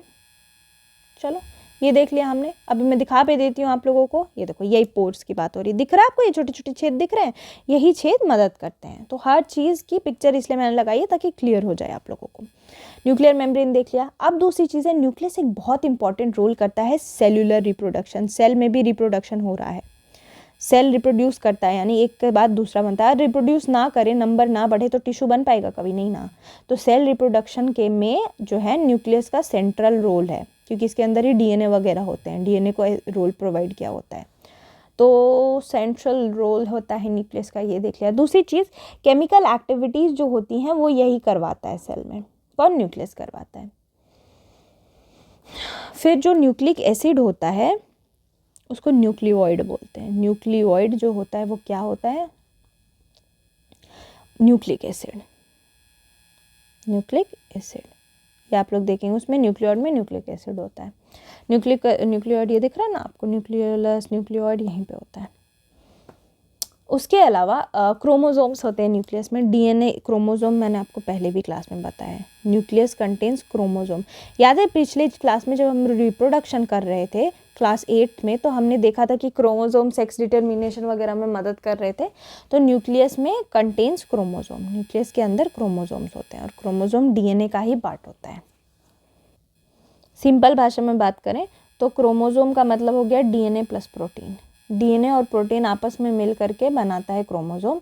और ये क्रोमोसोम जो होते हैं ये ही क्या करते हैं, इनहेरिटेंस में मदद करते हैं। पिछले क्लास में मैं बात बताई थी आपको, इनहेरिटेंस ऑफ कैरेक्टर, माँ बाप से बच्चों तक जो जाता है, inheritance of characters from parents to next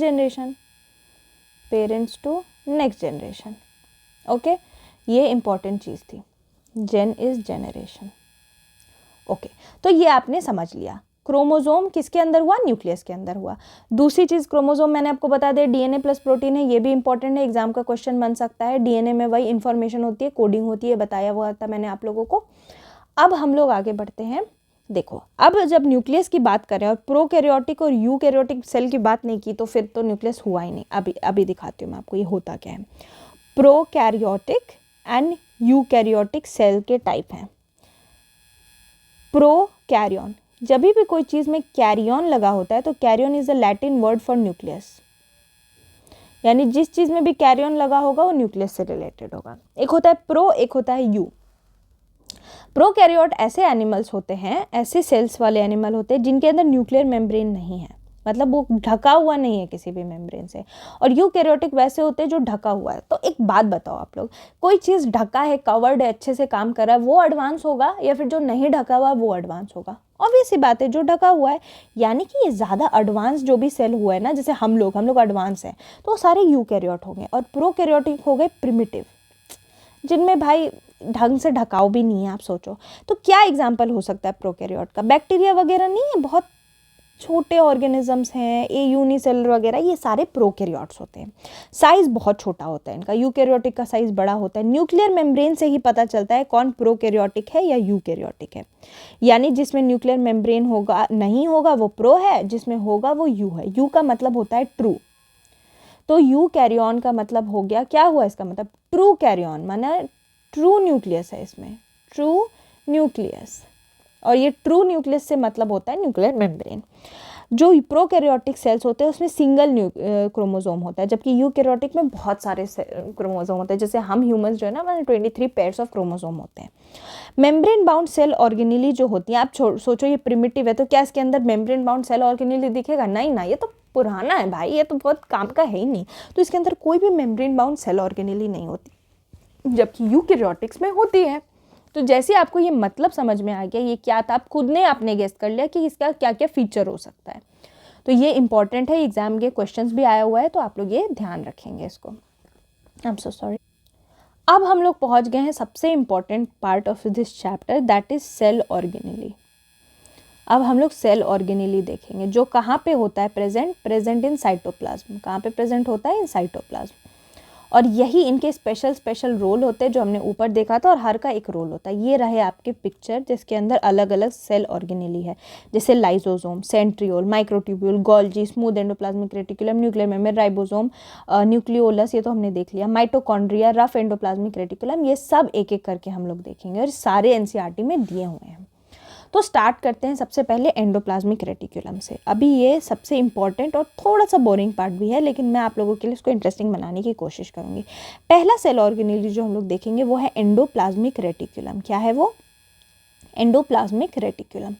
endoplasmic reticulum पहले मैं आपको दिखा देती हूँ कहाँ है, कैसा है, तब आगे बात करेंगे। ये देखो, एंडोप्लाज्मिक रेटिकुलम न्यूक्लियस जो होता है ना उसके पास होता है। ये रहा एंडोप्लाज्मिक रेटिकुलम, न्यूक्लियस से सटा हुआ है। अच्छा सोचो, मैं अभी आपको अगर इस पिक्चर से दिखाऊं तो आपको पहले ही बता दूंगी कि क्या काम करता है। न्यूक्लियस से चिपका हुआ है। न्यूक्लियस के पास क्या था? इसके पास पावर थी चीज़ों की। किस चीज़ों की पावर थी? इनके पास पावर थी इंफॉर्मेशन पास करने की, सामान देने की। तो अगर ये इंफॉर्मेशन पास करके एकदम से चिपका हुआ एंडोप्लाज्मिक रेटिकुलम है, तो ये क्या काम कर रहा होगा? ये चैनल का काम कर रहा होगा, जो सामान यहाँ से निकल रहा है उसको ट्रांसपोर्ट कराने में। तो हाँ जी मेरे भाइयों और बहनों और मेरे प्यारे फ्रेंड्स, यही काम है इसका। इसका काम है सर्व करना as a channel for transport of material. Material आपके न्यूक्लियस से निकला तो उसको ट्रांसफ़र तो कराना पड़ेगा ना, ट्रांसफ़र ऑफ मटेरियल्स। ठीक है, मटेरियल, वो मटेरियल कुछ भी हो सकते हैं, लेकिन स्पेशली प्रोटीन्स होते हैं, न्यूक्लियस से बनते हैं और वहाँ से इसको ये किया जाता है, और ये जो है आगे लेके जाता है साइटोप्लाज्म में। और ये दूसरा इसका क्या रोल है? ये जो है ना वो साइटोप्लाज्मिक फ्रेमवर्क देता है सेल को। मतलब अगर सिंपल भाषा में बात करें तो जो ढांचा होता है ना सेल का, वो ढांचा इसी के वजह से मिलता है। ढांचा, ढा कैसे लिखते हैं यार, आप लोग हंसना मत, मुझे याद है ढ कैसे लिखते हैं, वो बस थोड़ी देर के लिए दिमाग से जो होता है ना कभी कभी जोन आउट हो जाते हैं, वही है। तो साइटोप्लाज्मिक ढांचा देता है। दूसरी चीज़ अगर हम लोग एंडोप्लाज्मिक रेटिकुलम की बात करें तो दो पार्ट में डिवाइडेड है, पहला स्मूथ और दूसरा रफ। स्मूथ का मतलब हुआ जिसमें कोई राइबोसोम नहीं है, इसीलिए स्मूथ होता है। अगर आप इसको मानो, एक इस डिब्बे को मानो अगर आप राइबोसोम, तो इस डिब्बे के ऊपर ये जो छोटी छोटी खुरदुरे सा स्ट्रक्चर है ना, ये राइबोसोम है। अगर ये खुरदुरा स्ट्रक्चर नहीं है तो यानी स्मूथ। वही अगर रफ वाले में क्या होता है, खुरदुरा स्ट्रक्चर प्रेजेंट होता है, इसलिए वो खुरदुरा स्ट्रक्चर राइबोसोम है, प्लस यानी कि प्रेजेंट, तो वो रफ एंडोप्लाज्मिक रेटिकुलम बन जाता है। और क्योंकि राइबोसोम प्रेजेंट है तो मैं आपको बता दूं, राइबोसोम का काम होता है प्रोटीन सिंथेसिस करवाना, प्रोटीन बनाना, जबकि smooth endoplasmic reticulum lipid synthesis में मदद करता है। लिपिड का मतलब होता है फैट, तो कहीं ना कहीं स्मूथ एंडोप्लाज्मिक रेटिकुलम फैट के सिंथेसिस में मदद करता है। दूसरी ऑर्गेनेली है गोल्जी एपरेटस। पहले मैं आपको पिक्चर में दिखा दूं, ये देखो, ये है गोल्जी एपरेटस। गोल्जी एपरेटस की बात की जाए तो ये ना स्टैक्स में होता है, STACKS। स्टैक्स का मतलब एक के ऊपर एक परत में होता है, जैसे सिक्के को आप डालते हो ना एक के ऊपर एक, वैसे ही स्टैक में होता है। पिक्चर में देख रहे हो किस तरह से स्टैक्स पे है ये। गोल्जी ऑपरेटस का काम होता है, ये जुड़ा हुआ होता है एंडोप्लाज्मिक रेटिकुलम से। तो सोचो, न्यूक्लियस से कोई सामान आया, वो एंडोप्लाज्मिक रेटिकुलम में ट्रांसपोर्ट के लिए आया, तो एंडोप्लाज्मिक रेटिकुलम से अगर गोल्जी जुड़ा हुआ है तो वो ट्रांसपोर्ट वाली चीज़ तो यहीं जाएगी ना गोल्जी के पास, तो ER जो है अब गोल्जी में भेजेगा। गोल्जी में वो चीज़ जो कि प्रोटीन की हम बात कर रहे हैं, वो पैकेज होगा, स्टोर होगा और मॉडिफाई होगा। यानी कि यहाँ पे अगर आप रॉ मटेरियल आया आपके न्यूक्लियस से एंडोप्लाज्मिक से गोल्जी, तो गोल्जी में यहाँ पे ये पैकेज में डलेगा, इसको स्टोर करा जाएगा और मॉडिफाई करा जाएगा अगर उसको कोई और फॉर्म में बनाना है। तो यानी ये रोल है गोल्जी का। तो ये रोल इंपॉर्टेंट है, पैकेजिंग, स्टोरेज एंड मॉडिफिकेशन। उसके अलावा गोल्जी एक और काम करता है, शुगर यानी कि जो कार्बोहाइड्रेट है, कार्बोहाइड्रेट इज द शुगर, उसको सिंप्लीफाई कर देता है फ्रॉम कॉम्प्लेक्स शुगर से सिंपल शुगर में बदल देता है। ठीक है, ये देख लिया। उसके बाद अगर हम बात करें तो लाइजोसोम के फॉर्मेशन में भी गोल्जी का बहुत बड़ा रोल होता है। यानी कि अगर गोल्जी बॉडी होगी तो लाइजोसोम बनाएंगे, और लाइजोसोम खुद एक ऑर्गेनेली है।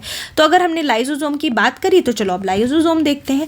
लाइजोसोम एक ऐसी ऑर्गेनेली है जो कि मेम्ब्रेन बाउंड होती है। किससे बाउंड होती है? मेम्ब्रेन से। और मेम्ब्रेन से देखो सारे के सारे ऑर्गेनेली आप देख सकते हो खुद मेम्ब्रेन से यानी परत से ढके हुए हैं। ऑलरेडी इसमें प्लाज्मा मेम्ब्रेन है, फिर भी ये सारे ढके हुए हैं क्योंकि इनका सबका स्पेशल फंक्शन है ना, इसीलिए। लाइजोसोम एक थैली है, थैली जैसा स्ट्रक्चर होता है जिसके अंदर भरा हुआ होता है डाइजेस्टिव एंजाइम्स। ये बहुत इंपॉर्टेंट है आप लोगों के लिए जानना कि ये डाइजेस्टिव एंजाइम क्या है। ये डाइजेस्टिव एंजाइम लाइजोसोम के ही लाइजोसोम को यूनिक बनाते हैं क्योंकि ये बहुत पावरफुल एंजाइम्स होते हैं। तो जो वेस्ट डिस्पोजल सिस्टम है, अगर ह्यूमन बॉडी से मिलाओ तो हमारी ह्यूमन बॉडी में डाइजेशन है, रेस्पिरेशन है, एक्सक्रीशन है, यानी वेस्ट का रिमूवल, गंदगी को निकालना। वैसे सेल से भी तो गंदगी होगी, कुछ ना कुछ बाई प्रोडक्ट तो बन रहा होगा, उसका रिमूवल ये लाइजोसोम कराता है वेस्ट डिस्पोजल सिस्टम में। और ये एंजाइम्स इतने पावरफुल होते हैं ना कि जो फॉरेन ऑर्गेनिज्म, मान लो कोई बाहर से कोई एकदम अनवांटेड ऑर्गेनिज्म सेल में घुस गया, सेल में घुसते ही ये लाइजोसोम क्या करेगा, अपने एंजाइम्स, ये लाल वाला मान लो लाइजोसोम है, तो ये अपने डाइजेस्टिव एंजाइम इस फॉरेन ऑर्गेनिज्म के ऊपर डाल देगा और उसको मार देगा। यानी ये इतने पावरफुल होते हैं। तो ये लाइजोसोम का काम है, ये ब्रेक डाउन करेगा फॉरेन मटेरियल। उसके अलावा ये एक स्पेशल चीज़ लाइजोसोम की आप याद रखोगे कि लाइजोसोम के अंदर डाइजेस्टिव एंजाइम्स होती हैं। तो क्या होता है, कभी कभी किसी मेटाबॉलिक रीजंस की वजह से, किसी भी रीज़न की वजह से ये क्या होता है ना, फट जाते खुद ही। अच्छा, मान लो कोई चीज़ खुद फट के ख़त्म हो गया तो सुसाइड नहीं हुआ, खुद ही खुद को ख़त्म कर लिया। तो इस तरह से लाइजोम खुद ही खुद को ख़त्म कर लेता है। तो यानी कि इस वजह से इसको suicidal bag of the cell भी कहा जाता है या suicide bag of the cell भी कहा जाता है। ये is very important this statement क्योंकि ये एग्जाम में हज़ारों बार आया हुआ है, मतलब मैं बता भी नहीं सकती, तो VVI लिख देती हूँ मैं इसको। ये suicidal bag of the cell is lysosome, क्योंकि पता नहीं करोड़ों बार आया होगा। बहुत प्यारा क्वेश्चन है ये, इसीलिए। उसके बाद हम लोग बात करेंगे माइटोकॉन्ड्रिया की। अच्छा, एक मीम देखा होगा आप लोगों ने जिसमें बोलते हैं भाई बायो में कुछ याद नहीं है पर एक चीज़ याद रह गया कि mitochondria is the power house of the cell. तो वो वही माइटोकॉन्ड्रिया है। और अगर सेल को काम करने के लिए एनर्जी चाहिए तो वो माइटोकॉन्ड्रिया की तरफ से ही मिलती है। और माइटोकॉन्ड्रिया जो होता है वो 2 मेम्ब्रेन से कवर्ड होता है। और इसके अंदर जो एनर्जी आती है, पावर हाउस क्यों है, क्योंकि पावर हाउस में होता क्या है, एनर्जी बनती है ना। वैसे माइटोकॉन्ड्रिया में भी एक ATP बनता है जिसको एनर्जी करेंसी बोलते हैं। जैसे ये एनर्जी करेंसी डॉलर और ये वो है ना, वैसे एनर्जी की करेंसी ATP है। ATP का फुल फॉर्म आप लोगों को पता होना चाहिए, विच इज़ एडिनोसिन ट्राइफॉस्फेट। ठीक है, एडिनोसिन ट्राइफॉस्फेट बोलते हैं। लेकिन सबसे इंपॉर्टेंट चीज़ जो मैंने स्टार मार्क किया और टिक भी किया हुआ ये है कि माइटोकॉन्ड्रिया खुद का DNA, खुद का राइबोसोम बना सकता है। अच्छा, न्यूक्लियस DNA बना रहा था, न्यूक्लियस में राइबोसोम था, लेकिन माइटोकॉन्ड्रिया खुद का ही DNA ये खुद भी बना सकता है। इज़न्ट इट अमेजिंग कि पहले तो न्यूक्लियस है ही, उसके अलावा आप खुद भी बना रहे हो। तो ये इसको यूनिक बना देता है कि माइटोकॉन्ड्रिया का खुद का DNA और राइबोसोम होता है। और माइटोकॉन्ड्रिया से मिलता जुलता एक ऑर्गेनेली है जिसको प्लास्टिड या क्लोरोप्लास्ट बोलते हैं, जो प्लांट्स में होता है। ये भी माइटोकॉन्ड्रिया की तरह खुद का प्रोटीन और खुद का DNA और खुद का RNA सिंथेसाइज कर सकता है, same just like mitochondria. Okay, तो ये चीज़ आपने याद रखनी है। तो अगर अब हमने प्लास्टिड की बात की तो प्लास्टिड को भी देख लेते हैं। प्लास्टिड जो होते हैं वो 2 पार्ट तरह के होते हैं, क्रोमोप्लास्ट, ल्यूको। क्रोमा अगर किसी भी चीज़ में लगा हो ना तो क्रोमा का मतलब होता है कलर।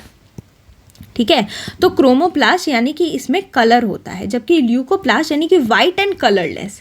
ये 2 तरह के प्लास्टिड्स होते हैं। और प्लास्टिड की पिक्यूलियर चीज़ ये है कि ये सिर्फ प्लांट सेल में पाया जाता है। ठीक है, only in plant cell, present only in plant cell. दूसरी चीज़ की क्लोरोप्लास्ट ग्रीन प्लांट्स में होता है, ये फोटोसिंथेसिस कराता है। यानी कि प्लांट में इसलिए होता है कि फोटोसिंथेसिस प्लांट ही करते हैं। उसके अलावा येलो और ऑरेंज कलर के भी होते हैं। अगर जो टमाटर में लाल रंग है वो कैसे आता है, इसी क्रोमोप्लास्ट की वजह से आता है, ये याद रखेंगे आप लोग। और अगर स्ट्रक्चर की बात की जाए तो प्लास्टिड जस्ट लाइक माइटोकॉन्ड्रिया, बिल्कुल माइटोकॉन्ड्रिया जैसे दिखता है। उसके बाद एक ऑर्गेनेली है जिसको हम लोग कहते हैं वैक्यूल। वैक्यूल जो होता है वो प्लांट सेल एनिमल सेल दोनों में होता है। अंतर ये है कि प्लांट सेल में जो वैक्यूल होता है वो छोटे साइज़ का होता है, जबकि एनिमल सेल प्लांट सेल में जो वैक्यूल होता है वो छोटे साइज़ का होता है, बट प्लांट सेल में जो वैक्यूल होता है वो बड़े साइज़ का होता है। उसके अलावा ये वैक्यूल होता क्यों है ये भी आप जानोगे। वैक्यूल इसलिए होता है क्योंकि ये प्लांट्स को या एनिमल्स को टर्जिडिटी और रिजिडिटी प्रोवाइड करती है, टर्जिड रखता है। और प्लांट सेल में एक स्पेशल चीज़ वैक्यूल की ये है कि 50 से 90% वॉल्यूम तो वैक्यूल ही छेक के रखता है, इतना फैला हुआ होता है। जबकि अगर हम एक और एग्जांपल देखें तो अमीबा जो ऑर्गेनिज्म है उसके अंदर फूड वैक्यूल होते हैं, यानी कि अगर ये फूड वैक्यूल ना हो तो अमीबा कभी अपना खाना भी नहीं खा पाएगा। तो इस तरह से हमने सारी ऑर्गेनेली देखी। अब हम लोग देखेंगे सेल डिविजन। सेल डिविजन की बात की जाए तो सेल जो है वो अब नया सेल भी तो बनेगा। क्या होता है, क्यों बनता है नया सेल? मान लो कोई सेल पुराना हो गया, मान लो किसी सेल में इंजुरी हो गई, मान लो कोई सेल जो है उसको रिप्रोड्यूस करना है, तो इसके लिए उसको डिवाइड करना पड़ेगा, नंबर मल्टीप्लाई करना पड़ेगा। तो वो तरीका जो होता है उसको सेल डिवीजन कहते हैं, यानी न्यू सेल का फॉर्मेशन, नया सेल बनना। तो यही चीज़ अभी हम देखेंगे।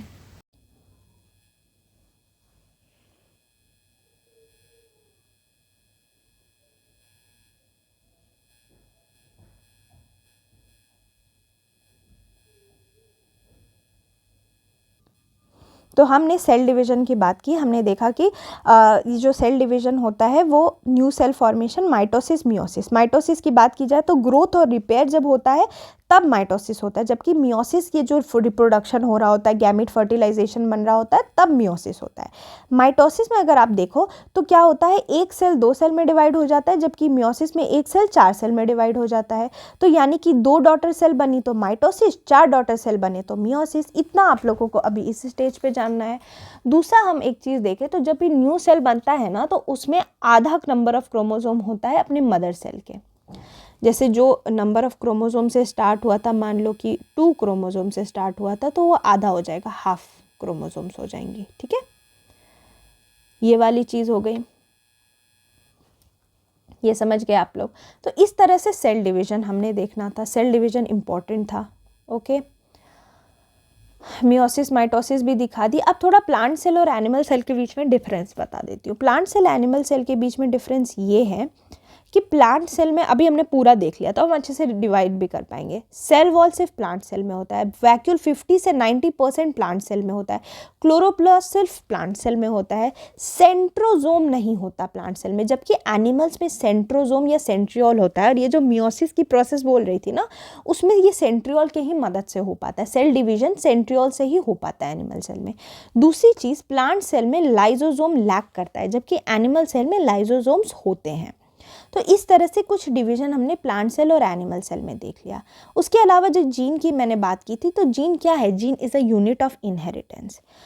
अगर हम कुछ इंपॉर्टेंट फैक्ट जो एनसीईआरटी से ही निकाली हमने एग्जाम के लिए इंपॉर्टेंट देखें, तो पहली चीज़ ये थी कि जो नर्व सेल जो ब्रेन में होती हैं ये बहुत इंपॉर्टेंट होती हैं, क्योंकि ये रिसीव और ट्रांसफ़र करती हैं मैसेजेस जो अपना ब्रेन दे रहा होता है, जिससे हमारी बॉडी में कंट्रोल हो पाता है और उस तरह से हमारी बॉडी कोऑर्डिनेट हो पाती है कि कैसे चलना है, कहाँ चलना है, क्या करना है। ठीक है, उसके अलावा जो ऑर्गेनिजम्स होते हैं वो 2 तरह के होते हैं, एक प्रोकैरियोट का एग्जाम्पल और यूकैरियोट। मैंने ऊपर ही देखा, एग्जाम्पल देख लेते। प्रोकैरियोट का एग्जाम्पल होता है बैक्टीरिया, ब्लू ग्रीन एल्गी, जबकि यूकैरियोट जितने एडवांस ऑर्गेनिजम्स हैं जैसे कि हम लोग।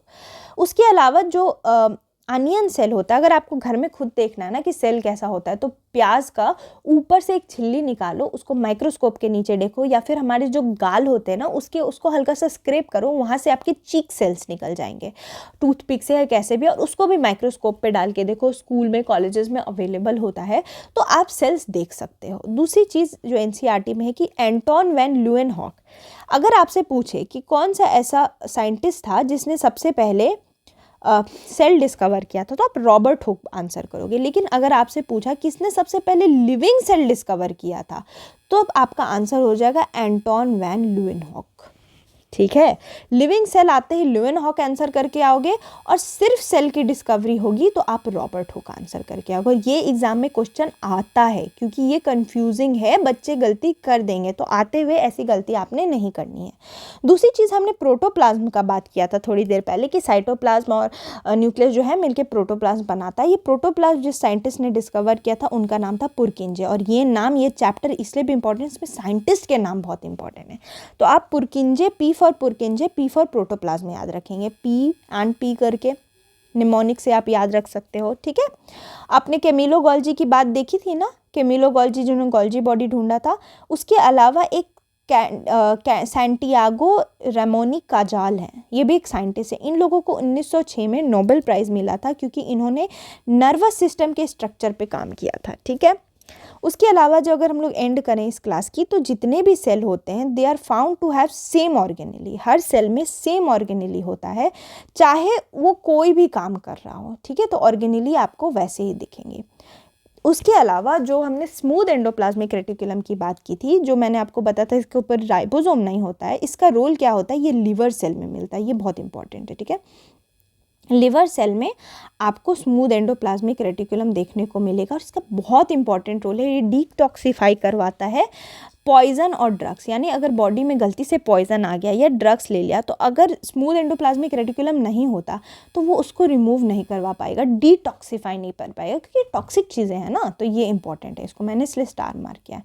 चलो अब कुछ क्वेश्चन सॉल्व करते हैं, देखते हैं हमने कितना पढ़ा, सारा काम का आया भी नहीं कि नहीं। PYQ करते हैं। एंड पिछली क्लास में जब मैंने आपको रिप्रोडक्शन बताया था, उससे रिलेटेड एक क्वेश्चन मैं आप लोगों के लिए लाई हूँ, जो कि क्वेश्चन ऑफ द डे है। वो क्वेश्चन चैप्टर अच्छे से पढ़ा, ओह शिट इसमें आंसर है, चलो आई एम सो सॉरी, मैं इसको रब कर दे रही हूँ, ओके। आप लोग प्लीज़ कमेंट सेक्शन में बताइएगा, I am so sorry, I apologise. आप लोग इसको कमेंट सेक्शन बताइएगा इसका क्या आंसर होगा, कि फीमेल बर्ड्स में कौन से सेक्स क्रोमोसोम्स होते हैं। मैंने पिक्चर भी लगाई थी पिछले वाले PDF में भी है, तो आप लोग इसका आंसर करेंगे। चलो क्वेश्चन करते हैं। Power house of the cell किसको बोलते हैं? So easy, mitochondria. Atom bomb of the cell किसको कहते हैं? ये क्वेश्चन जब मैंने तर्कश में देखा था तो I felt really amazed, because बहुत अच्छे से फ्रेम किया गया ये question. Atom bomb of the cell किसको कहते हैं? अच्छा एक बात बताओ, कौन सा ऐसा सेल था जो खुद ही, और सेल ऑर्गेनेली था जो खुद ही फट जाता था ना कोई ऐसा, सुसाइड बैग भी उसको बोलते थे, कौन था वो? लाइजोसोम, इसलिए एटम बॉम्ब बोल रहे हैं, फट जाता है। राइबोसोम जो कि प्रेजेंट होती है रफ एंडोप्लाज्मिक रेटिकुलम में, वो कौन सी चीज़ की सिंथेसिस कराती है? हमने पढ़ा भी था, प्रोटीन, यस एग्जैक्टली। उसके अलावा which part of the DNA provide information for the protein? मैंने आपको पिछले क्लासेस में बताया था कि DNA के अंदर जीन्स होते हैं और जीन में कोड्स होती हैं, और ये तो आप लोग आंसर ही करोगे क्वेश्चन ऑफ द डे। तो इस तरह से हमने 9th क्लास का सबसे इम्पॉर्टेंट, सबसे डिटेल्ड चैप्टर देख लिया है। और ये chapter is like probability meter, जो मैंने आपको बताया था, वो प्रोबेबिलिटी मीटर में ये बहुत हाई था, राइट। तो ये चैप्टर हमने प्रोबेबिलिटी मीटर के हिसाब से कर लिया। आप लोगों का काम होगा ना कि NCERT में जाके ये थोड़ा कंपाउंड माइक्रोस्कोप की पिक्चर देख लें, क्योंकि IPS वगैरह एग्जाम में दे देता है। अब हम लोग थोड़ा कीवर्ड्स देख लेते कि क्या हमने सारे कीवर्ड्स किए हैं क्लास 9th के। लेट्स सी, हाँ जी, ये देखो हमने कीवर्ड्स तो नहीं है 9th के NCERT में, बट हमने ये सारे न्यूक्लियस, कैरियन, गोल्जी, सारे के सारे सेल ऑर्गेनेलीज कर लिए हैं। माइटोकॉन्ड्रिया बता दिया मैंने आप लोगों को, सारे साइंटिस्ट बता दें, यूकैरियोट, प्रोकैरियोट बता दें। तो इस तरह से हमने ये चैप्टर फिनिश कर लिया है। So guys we are in class 9th, and class 9th is a very important chapter, and I hope आप लोग अच्छे से पढ़ रहे हों, पिछली चीज़ें भी रिवाइज करें, एंड बहुत अच्छा करें, एंड पढ़ते रहें, आगे बढ़ते रहें। मिलती हूँ दूसरी क्लास में।